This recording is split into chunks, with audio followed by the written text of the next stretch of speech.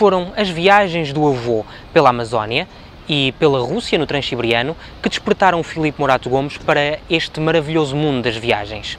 A verdade é que ele nunca teve coragem para partir à aventura, mas para a felicidade de todos nós, ele acabaria por ser despedido e partiu para a primeira volta ao mundo. Ainda bem, porque hoje vamos conhecer um dos mais influentes viajantes portugueses. Olá Filipe, prazer em conhecê-lo. Muito obrigado por ter aceitado o nosso convite, por estarmos aqui à conversa. Diz no seu blog que um dos seus objetivos é convencer as pessoas ou animar as pessoas para que elas viajem. Porquê é que as pessoas devem viajar? Eu honestamente acho que viajar é uma grande escola de vida e eu tento fazer isso para mim, tento transmitir isso aos meus filhos também.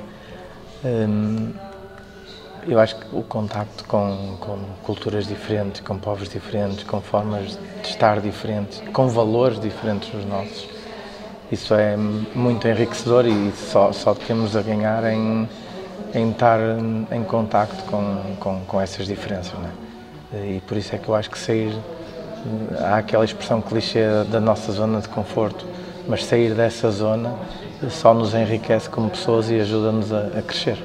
Falando nas suas filhas, diz que um dos objetivos também é dizer-lhes a elas que elas devem dar a viajar, e aliás fizeram uma volta ao mundo consigo. E o Filipe, inspiraste no teu avô, dizes no teu blog, qual é que foi o papel do teu avô para que seguisses este caminho? Que não foi um caminho óbvio, mas já lá vamos. É engraçado referir isso, porque eu lembro do meu avô, que já faleceu, mas lembro de ouvir as histórias dele, dos tempos que ele passava na Amazónia, ou a fazer o Transiberiano, ou na Austrália, enfim, e lembro de ficar fascinado a ouvi-lo sobre contar-nos as histórias dessas férias, dessas experiências. No tempo em que viajar era de facto muito mais difícil do que é agora. E estava longe de imaginar que um dia iria fazer das viagens a minha vida, mas já naquela altura me fascinava. Eu acho que o bichinho, a origem deste bichinho das viagens vem daí, dessas conversas com o avô Joaquim. Muito bom. E porquê criar um site, ou um blog? Neste momento é um blog, mas começou por ser um site, aliás é um site muito antigo, nos primórdios da internet em Portugal, ou pelo menos da divulgação de informação online em Portugal. Porquê é que surgiu essa necessidade? Eu, na altura, eu trabalhava ligado ao multimédia, eu já tive um emprego normal ligado a essa área do multimédia, então fazia CD-ROMs interativos, vídeo, design, alguns websites, portanto tinha esse background da comunicação em geral aplicada às novas tecnologias. Então houve uma altura que decidi juntar a minha paixão pela viagem. Já nessa altura, sempre que eu viajava, tentava escrever e fotografar e tentava vender reportagens, às vezes conseguia, outras vezes não.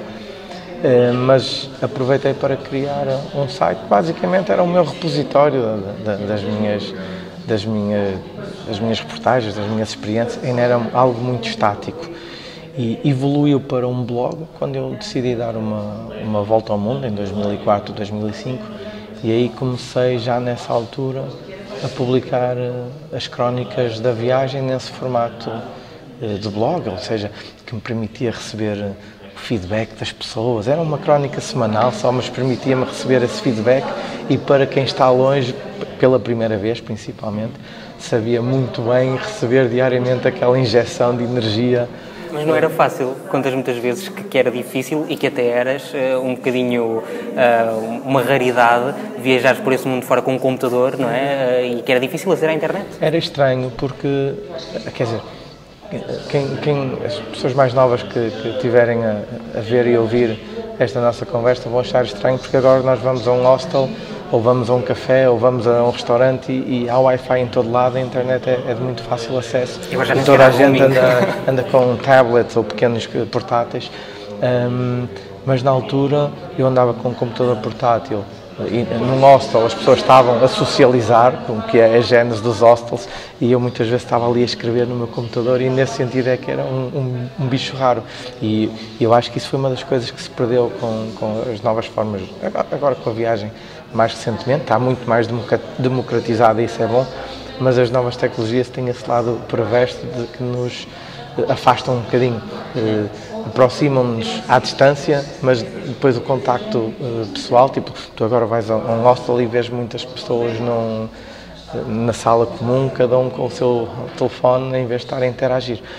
Mas porque não havia isso, eu muitas vezes tinha que ir aos cibercafés, na altura, os cibercafés, para enviar os textos e as fotografias que eu estava a publicar na revista Fugas, do Jornal Público, e também para fazer o upload para o blog.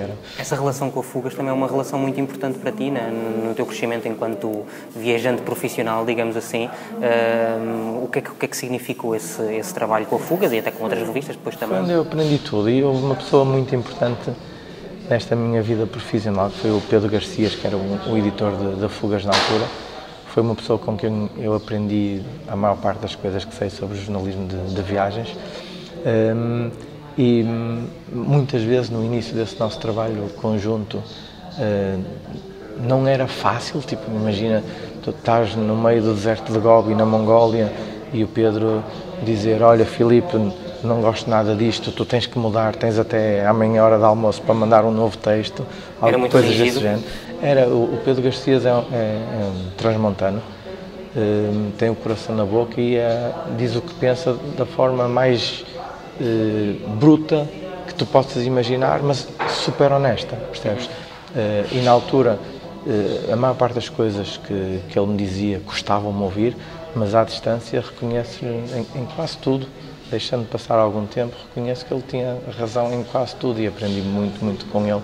Portanto, essa relação com a Fugas, não só com o Pedro Garcias, mas começou com o Pedro Garcias, mas essa relação com a Fugas moldou muito do meu trabalho a partir daquilo que eu faço hoje. Há aí duas questões que eu gostava de abordar. Uma é a questão da volta ao mundo, que é fundamental, não é? Mas antes disso, falaste nesta nova forma de as pessoas lidarem com as redes sociais e com a internet, o acesso é muito mais fácil, o que também nos permite ter acesso a muito mais informação e até a bloggers que são muito bons e que conseguem agora publicar aquilo que se calhar há uns anos não conseguiam, porque o acesso aos meios de comunicação social era complicado.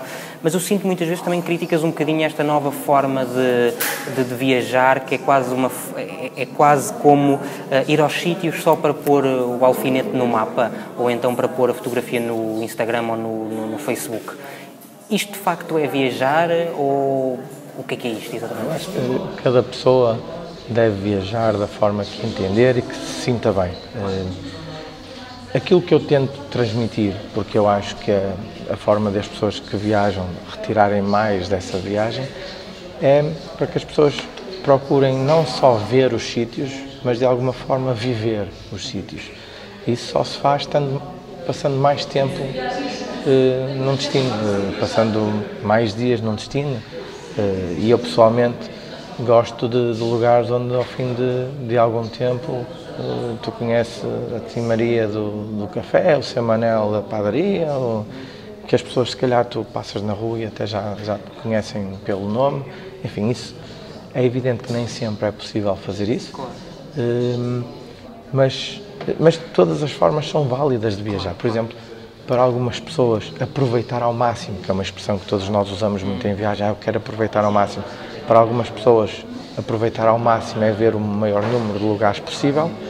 Para mim, aproveitar ao máximo é conhecer bem alguns lugares, naturalmente menos lugares, mas conhecê-los de forma melhor. Agora, isto não é melhor nem pior, eu acho que o importante é cada um encontrar o registro em que se sente mais confortável. Eu próprio digo isto, mas às vezes viajo de forma rápida, ou porque quero escrever mais sobre um determinado destino e obriga-me a movimentar mais, enfim.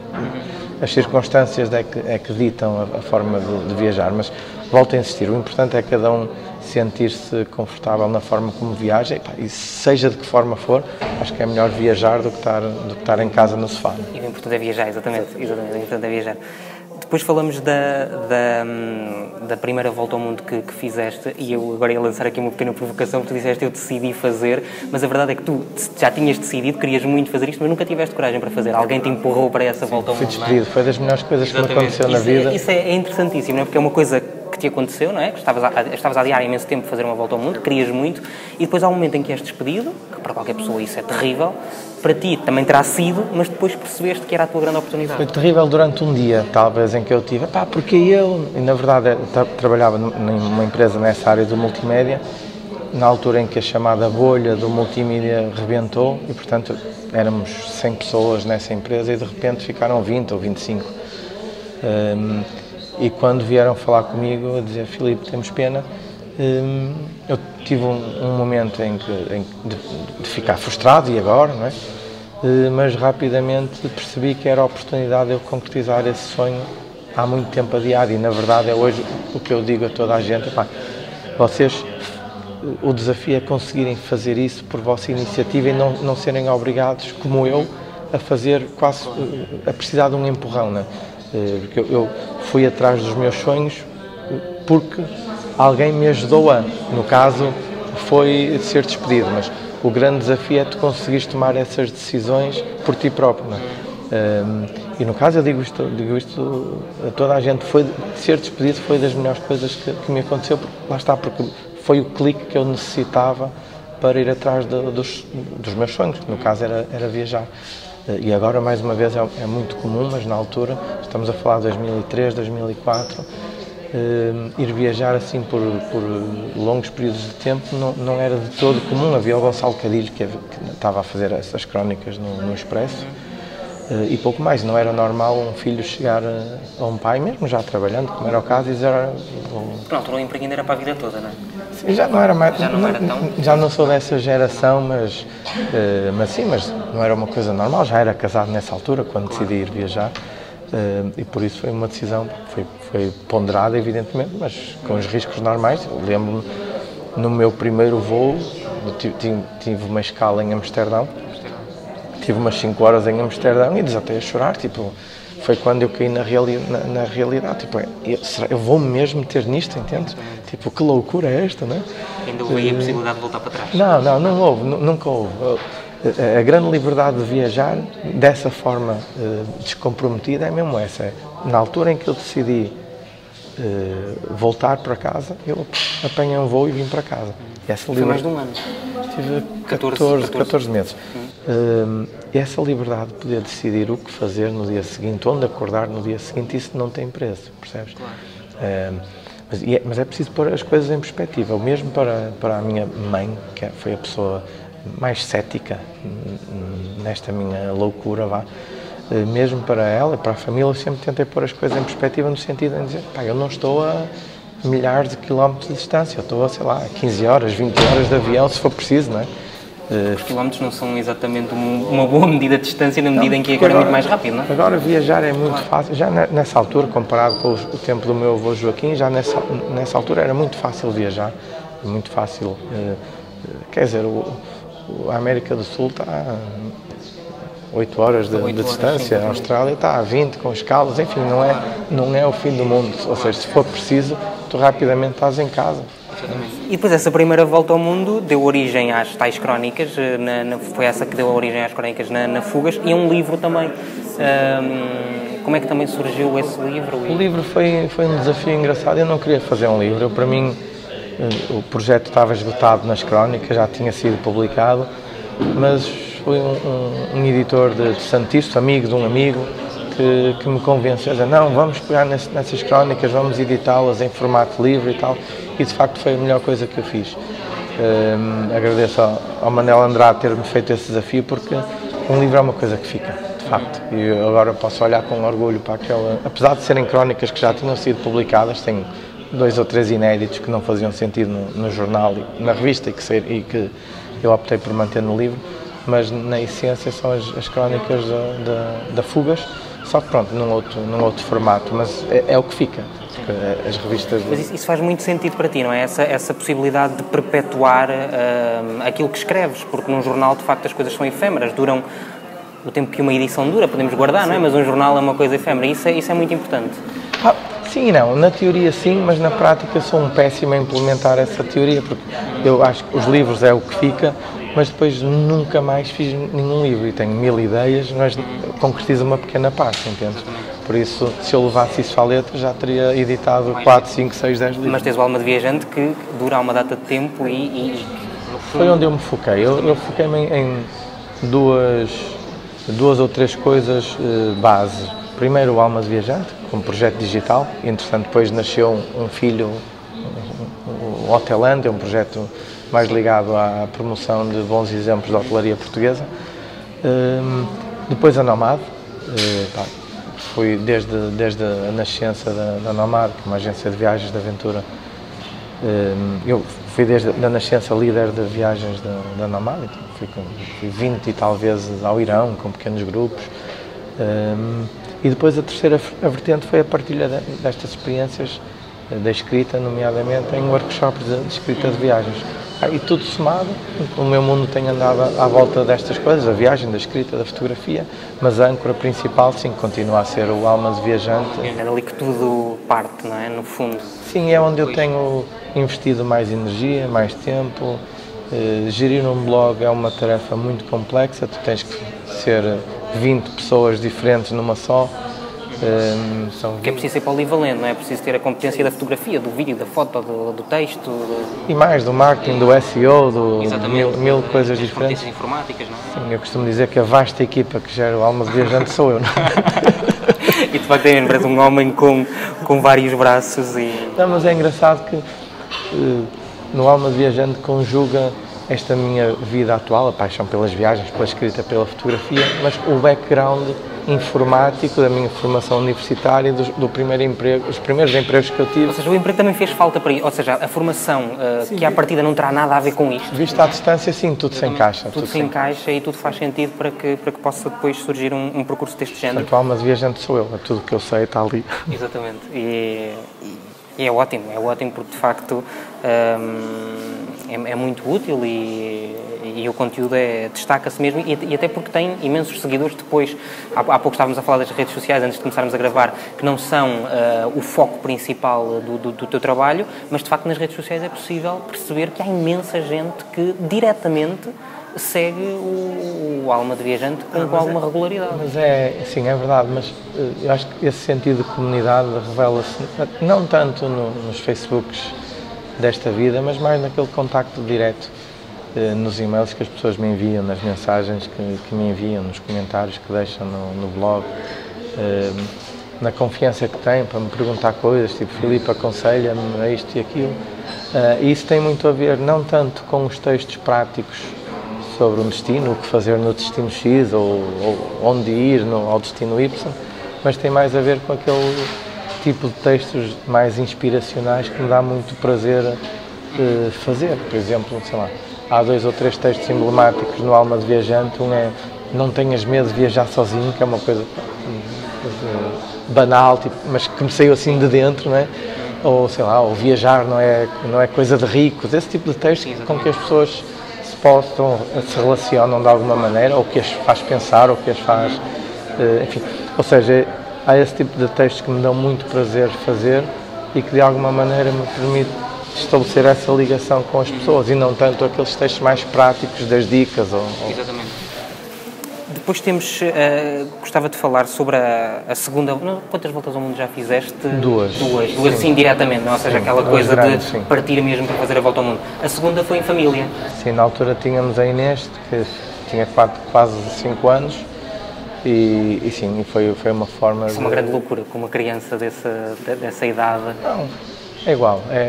Porque isso muitas vezes, eu pergunto isto porque isso muitas vezes falamos aqui imensos pretextos que as pessoas dão para não viajarem, ou porque é muito caro, ou porque não tenho tempo, ou porque tenho crianças, precisamente, e acho que é muito importante de vez em quando colocarmos também essas questões, que afinal de contas é possível viajar com uma criança. É possível e é fácil. Eu cheguei à conclusão que uma criança só precisa de 2 coisas para estar feliz, ou estar com os pais, ou ter outras crianças para brincar, não precisa de mais nada. E proporcionando isso em viagem é super tranquilo. Agora, é evidente, nós fomos muito mais defensivos no planeamento da viagem, quer dizer, não fui fazer um trekking no Nepal, por exemplo, não é? Passei muito tempo em faixas litorais, praia, mas isso serviu para chegar à conclusão que se eu tivesse sido mais afoito no planeamento, a Inês tinha alinhado. Tinha resultado na mesma. E cheguei a essa conclusão estando em ambientes naturais. Portanto, em ambientes urbanos acontecia muitas vezes sair do hotel ou do hostel para as ruas, e ao fim de pouco tempo ela estava a pedir para ir para casa. Mas se fosse em ambiente natural, em caminhadas,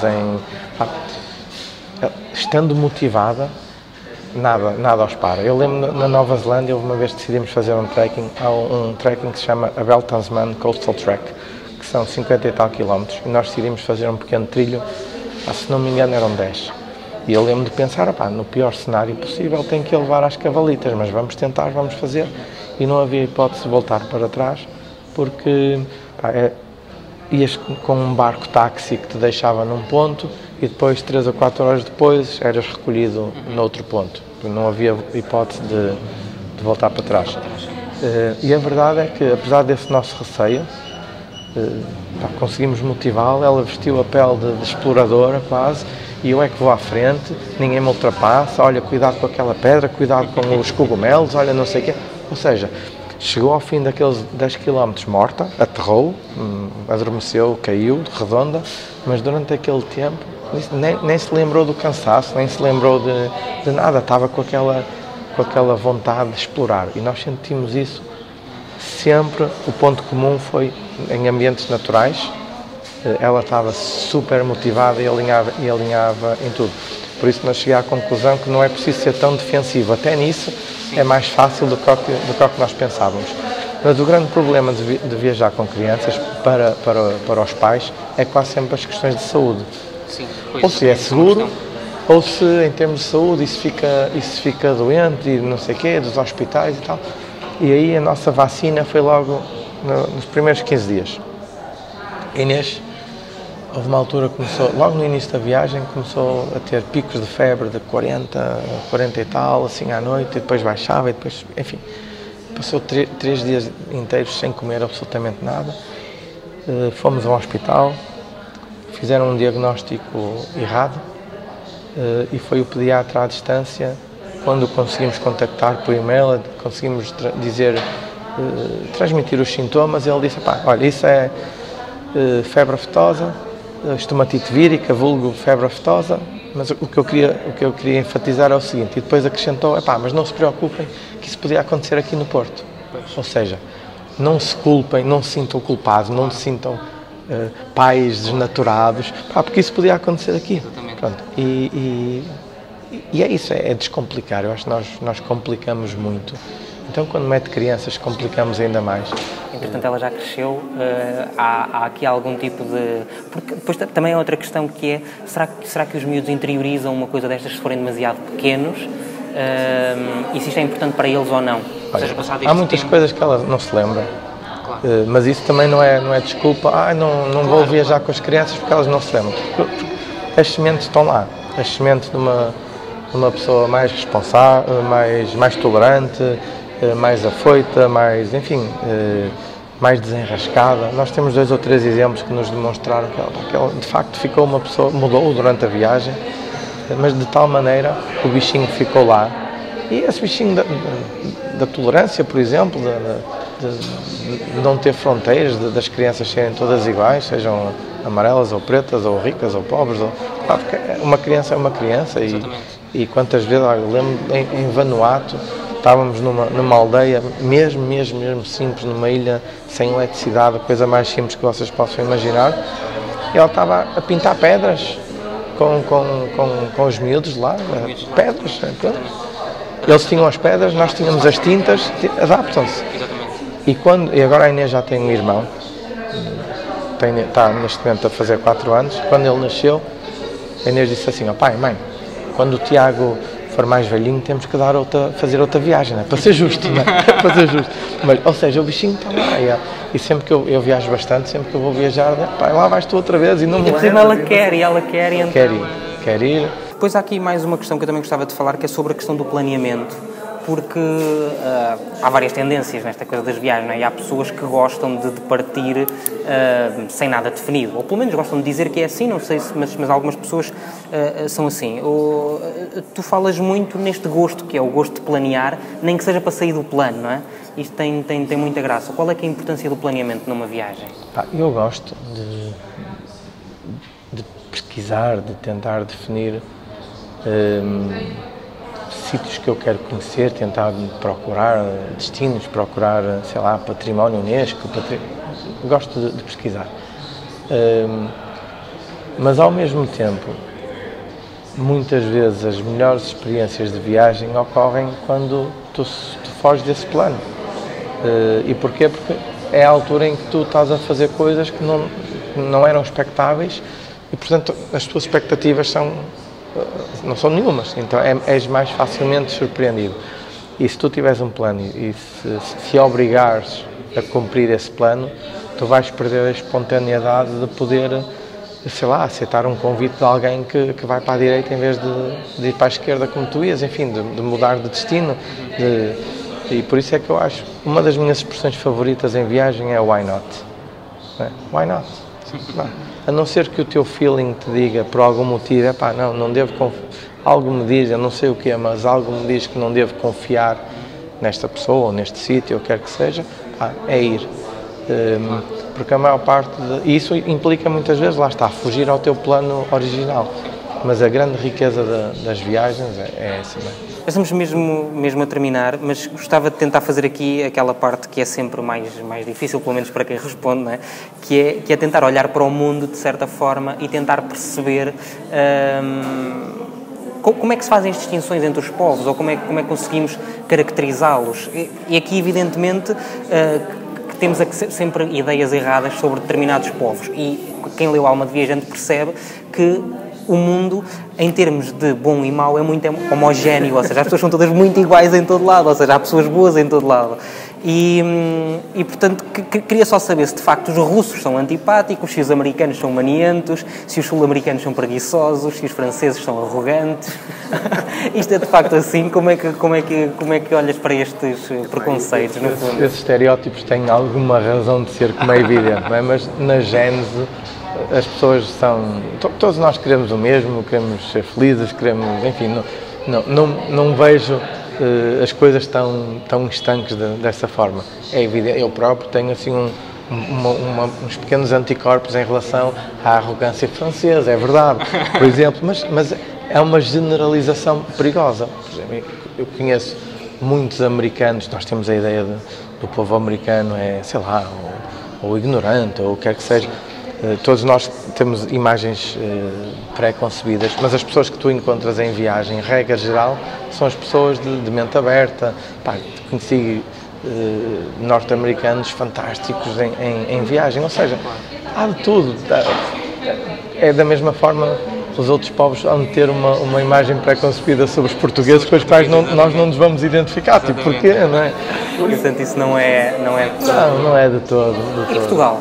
Como é que Portugal se situa? Evidentemente não vou pedir uma comparação, porque é sempre... Não podemos comparar Portugal com outros países, porque é o nosso país e, portanto, lá está, como é a nossa zona de conforto, acabamos por nos sentir melhor aqui, não é? E, portanto, melhor no sentido de mais seguros ou mais confiantes, digamos assim. Mas como é que olhas também agora para esta vaga de turismo que Portugal está a receber e como é que Portugal se posiciona nos outros países? Ou seja, quando viajas, o que é que as pessoas te dizem acerca de Portugal e o que é que elas acham? Olha, antes de mais, quanto mais eu viajo, mais tenho a certeza que Portugal é um país extraordinário. Não é? Nós conseguimos concentrar numa área geográfica muito pequena, conseguimos concentrar uma diversidade inacreditável a todos os níveis.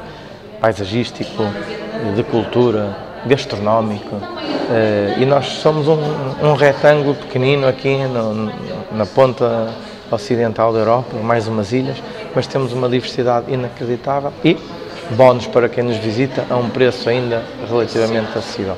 Por isso eu acho que somos um destino extraordinário. Agora, estamos a sofrer com esse sucesso, não é? O turismo tem vindo a aumentar e na minha perspectiva, a maior parte dos impactos são positivos. Talvez não estejamos a saber lidar tão bem com o lado potencialmente negativo que evidentemente a explosão do turismo tem trazido, nomeadamente em Lisboa e no Porto. Mas há de se encontrar um equilíbrio, porque eu acho que o turismo, na sua gênese, tem sido muito benéfico, mesmo para os centros históricos do Porto e Lisboa, que há uns anos estavam quer dizer, quase ninguém poderia, quase à noite, visitar, porque estavam descaracterizados, abandonados, etc. Pronto, para o bem e para o mal foram recuperados, renovados, etc., com muitos problemas, os chamados efeitos colaterais, não é? Mas alguém há de encontrar esse equilíbrio.